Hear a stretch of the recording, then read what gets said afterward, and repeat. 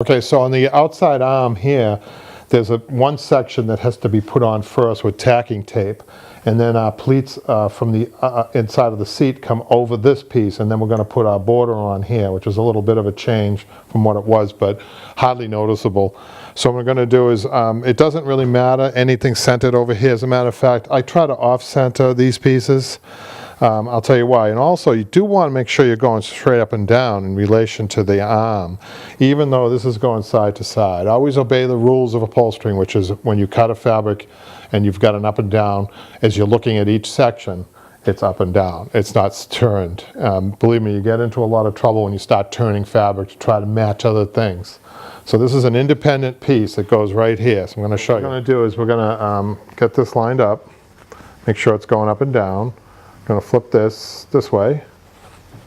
I'm going to get a couple of staples in there first, just to hold it. Let's make sure that I'm a little bit above this point here, okay? And I want to cover all this work here. So give just enough.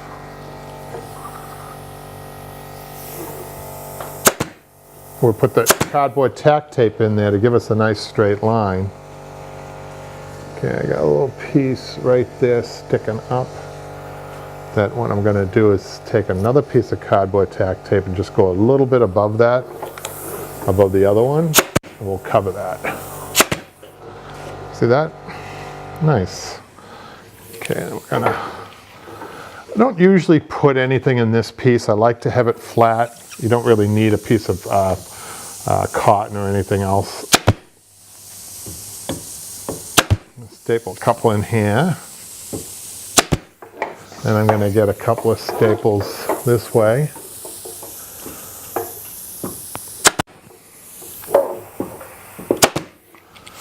And a couple of staples. Get our little pleat like that. Put this down here.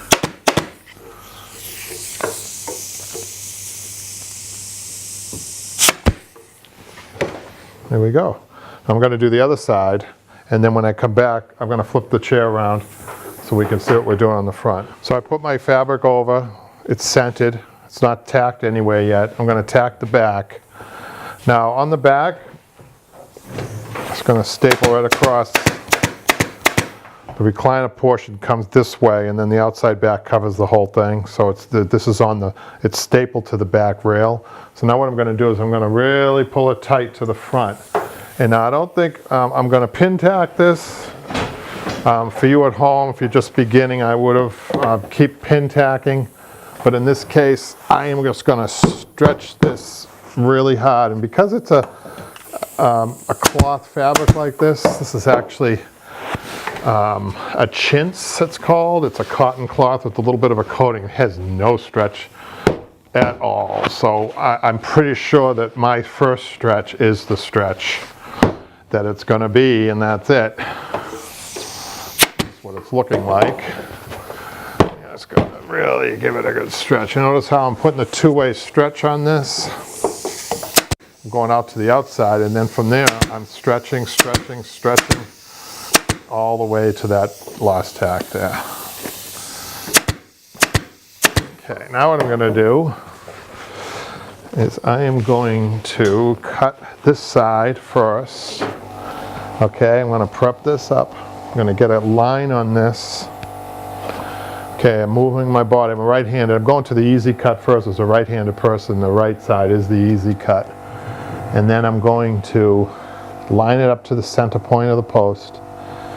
And I'm going to make a straight cut to that point first. But then when I'm about an inch away, I'm going to veer off and make a cut to the right and a cut to the left. And now I just extended those cuts myself because I knew. But for you at home, if you want, go short first. It's always good for short. See how it fits, and then go back and cut it if you have to. Okay. So it looks pretty good to me. I'm going to grab my regulator. Regulators really come in handy at this point. It tucks the fabric in. That's what I'm trying to do. Tuck the fabric around the post. And what I'm going to do is come over here to the side and get the side stapled around the leg. I'll show you that on the other side. I am going to take my regulator again,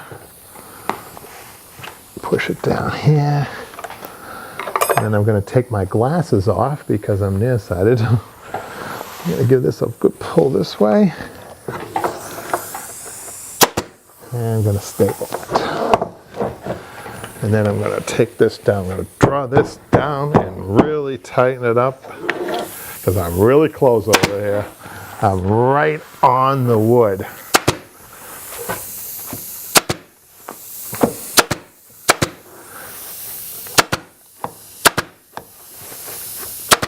That is close. So I'm going to take this now. I'm going to take a pleat. I'm going to pleat over like so. And then pull this down to the front just a little bit more. And then pleat it to the side.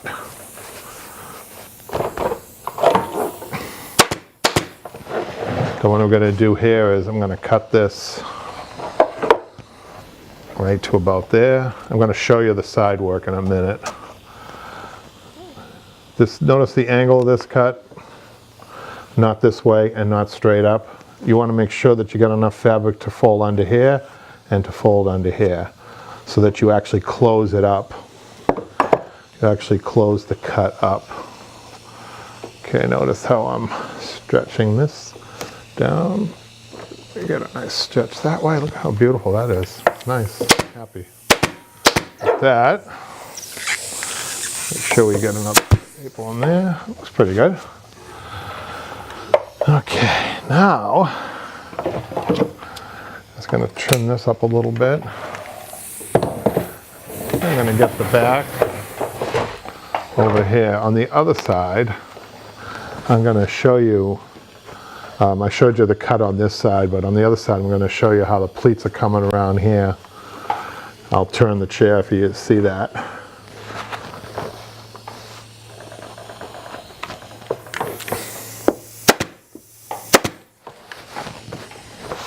Okay, we do require a back cut over here. Just get a staple. Let's make that cut first.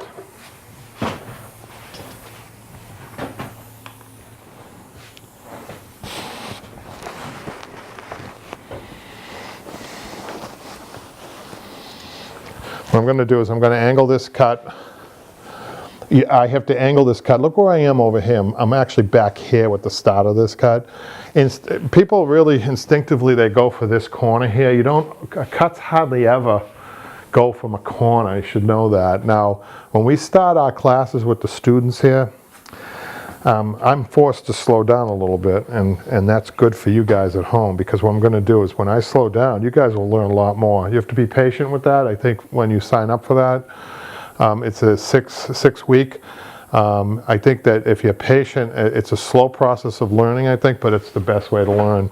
They ask the right questions. They'll be asking me questions now as I cut this, and you guys will be able to experience that. But what I'm going to try to do is angle this way. And it's only one cut here, whereas this was a series of 3 cuts in the front, right? Okay, we're going to cut that, and then I'm going to, like again, when I turn, I'm going to turn this to show you on this side what I was doing over here when I'm finishing, but I'm going to finish this on this side, and then I'm going to turn the chair for you to see. And I get the staple in there.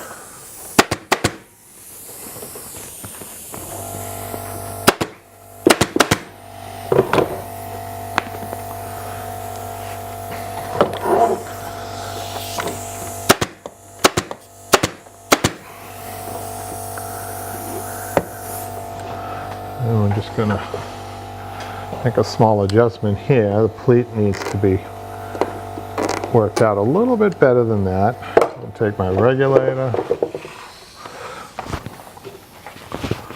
put this up here, and just work this pleat out a little bit more over here. Then I use my regulator just to get it tight in this area here. Just need it to be a little tighter, a little tuck. Again, I'll show you on the other side what I've been doing over here. So this side I'm showing you the top cuts. On the other side I'm going to show you what I'm doing with the pleats around the arm.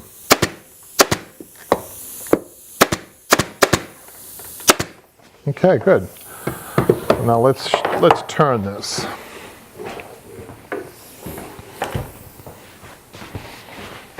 So I like that transition over there. I like the motif where it is. Would have liked a little bit more fabric, but what can you do? Oh, okay, I just want to finish this off, this one corner here. What I'm going to do is tuck that in as a pleat and then finish stapling there. There we go. Yeah, it's fine. I've never seen a chair like this, so this is new to you guys. It's new to me. The construction and all, you know, and the cuts are a little different. Okay, so now what I'm going to do is I'm going to turn the chair. Let me tell you, this is heavy with those weights in it. I feel like I'm at the gym here. Okay, so what I'm going to do now is cut this at the top. So the way I had to redesign this is I trimmed this cotton that was all the way down here, and our seat came all the way down and covered this. But right now, what we're going to do, the only change we're going to make is we're going to add a little border here after I'm done. But I wanted to show you this while I'm doing this. So I'm going to cut this same style. Fold your fabric straight. In this case, we can fold it straight. I'm halfway in that arm, and then I'm making these. Some people call these a V cut or a Y cut. And then I'm going to stuff that in, and I want to show you just how close I was with the fabric, okay? So let me just pull this down here.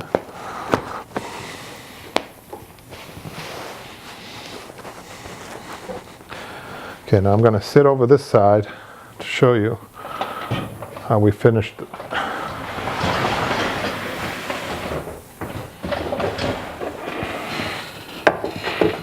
Okay, I'm going to take my regulator and I'm going to pull it in there to get my pleat. This is the salvage. This part has a salvage, which was good because I can use that to stretch. But look at where my top of my wood is here. That's my goal, to get this stapled underneath that. Okay, but look how close I am. Okay, I got that. Should always have your gun ready if you're going to be doing something like that. So let me just check the staple amount. Okay. I'm going to push that down with my thumb, and I'm going to get a staple right. So look how close this is. And then we're going to stretch this. See, pushing it down, hammering it down with your hand like that gives us a little bit of play on the fabric, which is what we need at this point. Look at that. Wow. So this fabric was challenging in many ways. It has a motif. It's a cotton cloth, so it doesn't stretch. That's also a challenge, and multiple challenges with the chair, with the cuts on the seat and things like that. So I would say that this is really testing even my skill. So if for you people picking fabrics out for a project, you might want to avoid something like this. This is probably more of an advanced fabric, I would say. So look what I did. I just took my regulator and regulated that down, right? And then a regulator around here. So, in the old days, a regulator was a cowboy that they would be hired by a town to come in and regulate the bad guys. So the regulators would come in, and I'm not sure if that's where they got the name for this, but this regulator is used to regulate fabric, or to make the fabric orderly, rather than a town. So what I'm going to do now is I'm going to stretch this way. More staples there, and then this needs just a little cut. I'm just going to cut this way, just a little bit of a cut. Okay, I'm going to tuck that in. Sorry if I'm in the way.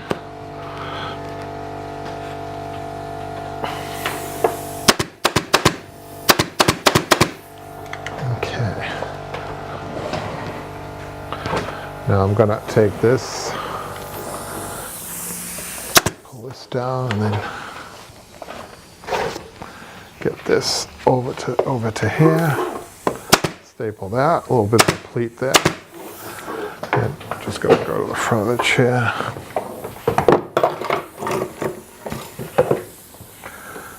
make a little cut here, like we did on the other side.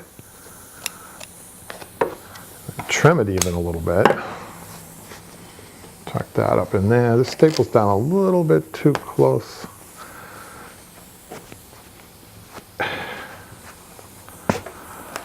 Oh, the other challenge with this fabric, it's an old, new fabric. I mean, it looks beautiful, but it's been hanging around for a long time. Well, you know, fabric does have a shelf life. Fabric, you know, just dry out a little bit. I mean, it's still okay to use, but it makes it, you got to be really careful with your cutting and your pulling. Okay, I'm happy with that. Now I want to show you how we're going to finish this. Okay, we got just enough fabric from the seat itself we took. Okay, and again, the match over here is not important, in my opinion. So, I mean, we can try to do something. I'll show you. Let's just sit down over here. Before I sit down, I'm going to need some cardboard tack tape.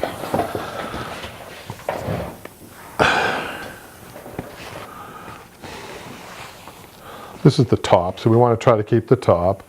Okay, what I'm going to do is I'm going to fold this side up, flip it up, and I'm feeling for my top of my wood. That's the top. I'm just going to get a couple of staples in there just to hold it in place, right? Then I'm going to cut this piece in the middle here, right about in the middle, so that I have enough here, right?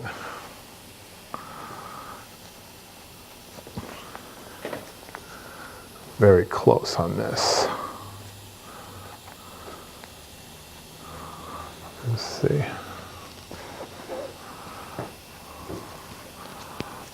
So I want to make sure I have enough, so I'm going to go to this piece here.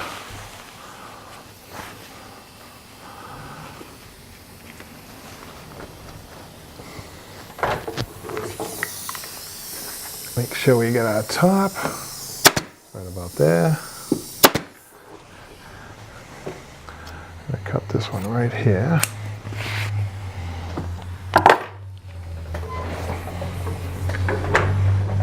Bring this up. Now I really have to feel for that wood, for where the wood is. Right about there. Then over here, I'm going to fold it in like this to get our pleat started. I'll show you that in a minute. I might do the same on the other end. I might want to cut that just to get a nice point on that.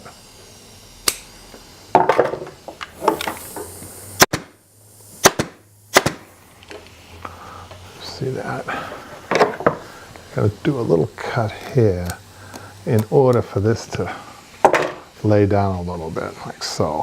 We may take some gimp tacks in there, and I'll show you what that is in a minute. So on this one here, I think I'm going to fold this over too and get a little piece of cardboard tack tape in there.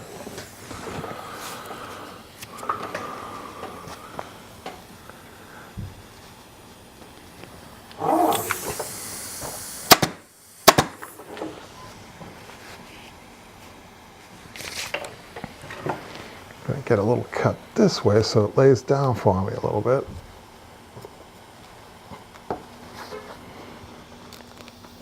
Just a little cut. Gotta be careful with that. And I think I want to put just a little sliver of, on these portions. This didn't need it, or I didn't want it here. But on these portions, just I'm taking a piece of Dacron. I'm actually taking one layer of Dacron, and I'm going to insert it in there, just like so. Okay, and you can trim that if cotton. I mean, Dacron can be trimmed that thin. You could trim the rest with your hand. I don't know if you're following me, but you don't need your scissors to trim that. It's like the cotton when it gets that thin. Just there. Okay. I think I'm going to put a little gimp tack in there, and I'll show you in a minute what I mean. Gimp tacks are a traditional treatment in upholstery. So for this chair, it would be perfect. You definitely need one here. So I'm going to take this and cut this like so. I'm going to fold this up to get a pleat, get rid of my Dacron, my extra Dacron. Kind of tuck all that in there. And I'm going to go get a gimp tack to finish this part, but this is going to have to get staple here. This stuff is really thin. I like this though. It's actually a traditional way of finishing too. The way they had it, where it was pulled over, was traditional, but this also is traditional. And gimp tacks are traditional. So I'm going to take my gimp tack, rubber hammer over here.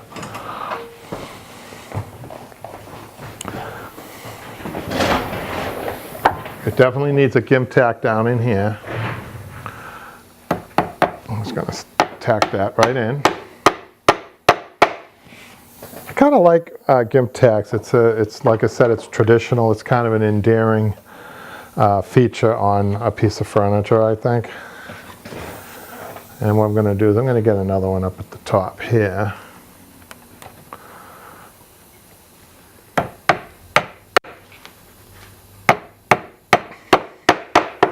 By the way, I wanted to show you, I found on another gimp tack, an old gimp tack, a piece of the original fabric. And it was a red mohair on this originally. If you can see, if the camera can see that, but that's the only old fabric, the original fabric that I could find in the whole chair. So it's kind of neat that I'm putting the gimp tacks back with the new fabric. So I'm just going to get another gimp tack up in this area, just to make that tight.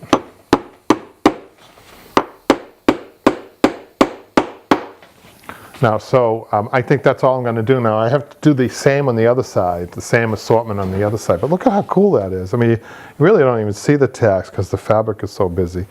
I really like that. I think it's great. So it gave me an opportunity to do more traditional upholstering on a piece, which is always nice. So I'm feeling from my wood, the top of the wood, and I'm going to staple this. Start stapling it. I'm going to fold this down like so. Get a staple, get a piece of cardboard tack tape towards the end, get that stapled, and do the back side also. Staple it first.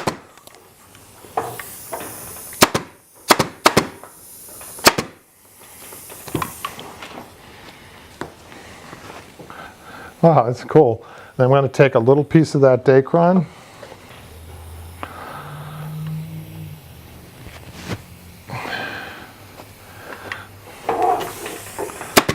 I guess I'll staple that up there and then trim that with my hand. My regulator at some point, that looks good.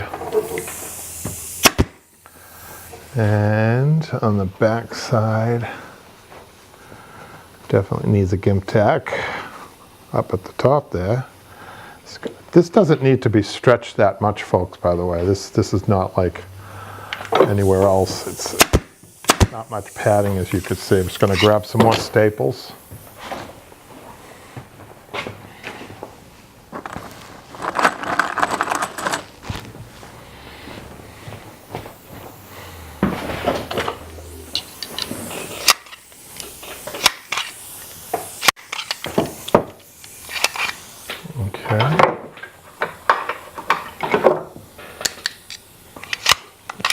Staples don't want to load in.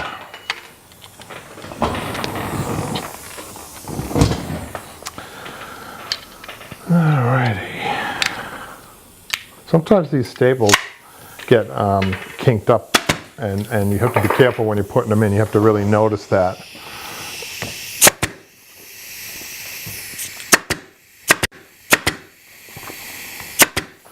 Okay, so I'm going to put a gimp tack up here and up here. I think that's it for the back piece.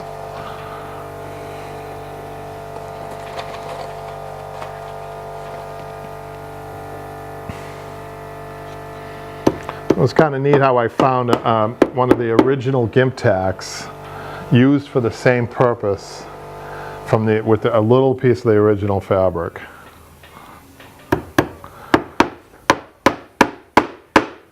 Okay, so I'm done with that side. So I'm going to go on the other side, finish the other side. So I'm really happy with the way the seat portion came out. I have my motifs where I want them, and the finish on the side looks pretty good. As a matter of fact, I almost think that that might be the way that it was originally done, because I found that evidence of that gimp tack. But I like it. I like the way it's done. So now we're going to move on to getting the back ready to be upholstered. And the back is a little different too, the way they have the wings, and I'll show you that. So let's come on over and right away to see the back. So I noticed these wings are actually screwed on. They're actually upholstered separately and then screwed on, and then the outside wings are put on, and that's later. But let me just show you. There's a few screw holes here. I'm going to take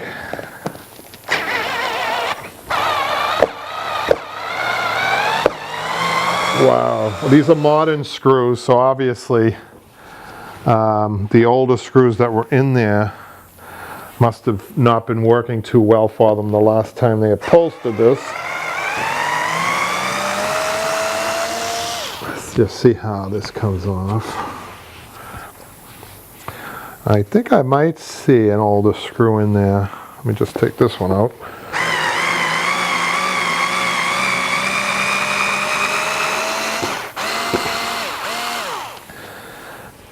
We have a regular screw in there. I want to go through the process on film though of showing you how this comes off, and then I'm going to take the other one off camera, and then I'm going to do a little review about what's going to be coming up next.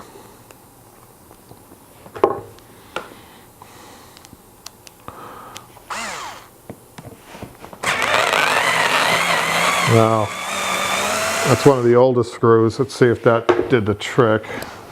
Not yet. I think it's held on by glue at this point, so let's just test that out.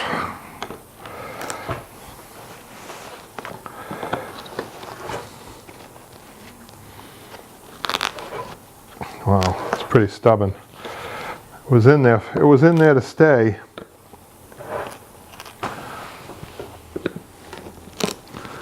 Wow, well, we've got one more. Do we have one more screw there?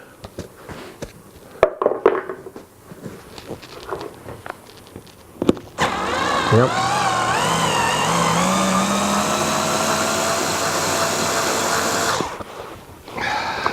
Wow, it's still tight. Do we have any more screws in here? Maybe there's one down here at the bottom. Let's pull some fabric away and take a look. Nope.